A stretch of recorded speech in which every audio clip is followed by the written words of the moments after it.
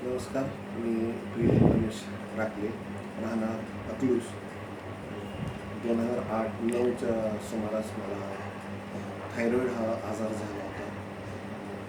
त्यावेळेस आमच्या डॉक्टरांनी मला सजेस्ट केलं होतं की बाबा आपल्याला थायरॉईड आपल्याला नियंत्रणात ठेवता येऊ शकतो, काळजी करण्याचं काही कारण नाही, आपल्याला रोज एक गोळी त्याची घ्यावी लागेल. पण रोज एक गोळी घेणं हे काय मला पटत नव्हतं. मला थायरॉईडमधून पूर्णपणे बाहेर पडायचं होतं. त्याच कालावधीमध्ये आमचे बालपणीचे मित्र डॉक्टर श्री गणेश देशमुख हे होमिओपॅथीमधून त्यांनी डॉक्टर म्हणून प्रॅक्टिस करायला चालू केली होती. मित्री असल्या कारणाने जवळची आम्ही चर्चा केली एकमेकांशी, बाबा ह्यातनं काय मार्ग निघू शकतो का. तर डॉक्टर श्री गणेश यांनी मला त्यावेळेस सांगितलं की बाबा नाही, होमिओपॅथी ट्रीटमेंट जर आपण घेतली तर आपण ह्यातून पूर्णपणे बाहेर पडू शकतो, बरं पडू शकतो. अगदी काय डायबिटीजप्रमाणे आयुष्यभर थायरॉईडसाठी गोळी खाण्याची काही गरज नाही. तर तसं मग ठरल्याप्रमाणे आणि माझ्या थायरॉईडमध्ये साधारणतः माझं TSH म्हणून एक घटक असतो, तो 145-50 पोहोचला होता. इतक्या धोकादायक परिस्थितीत असताना सुद्धा म्हणल्याप्रमाणे होमिओपॅथीच्या ट्रीटमेंटमधून मला एक 5 ते 6 महिन्यामध्ये चांगला रिझल्ट आला, अपेक्षित रिझल्ट आला. आणि 5व्या-6व्या महिन्याच्या रिपोर्टमध्ये तर थायरॉईड नॉर्मल लेवलला आलं होतं.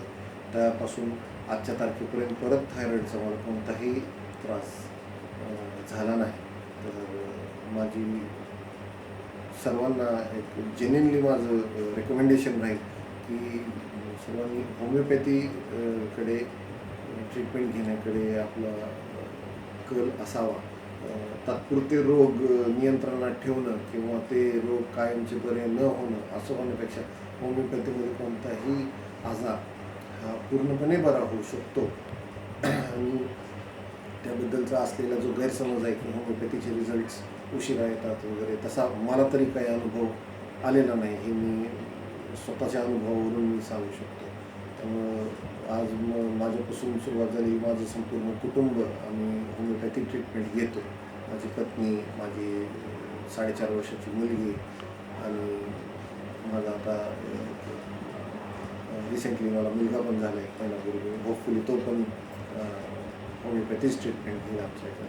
तर सर्वांनी डॉक्टर श्री गणेश दिलीपराव देशमुख यांच्याशी संपर्क साधून त्यांच्या सल्ल्यानुसार त्यांच्या होमिओपॅथी ट्रीटमेंट फॉलो करावी आणि लवकरात लवकर आपल्या आजारातून, आपल्या त्रासातून बरं व्हावं अशी मी आपल्याला विनंती करतो. धन्यवाद.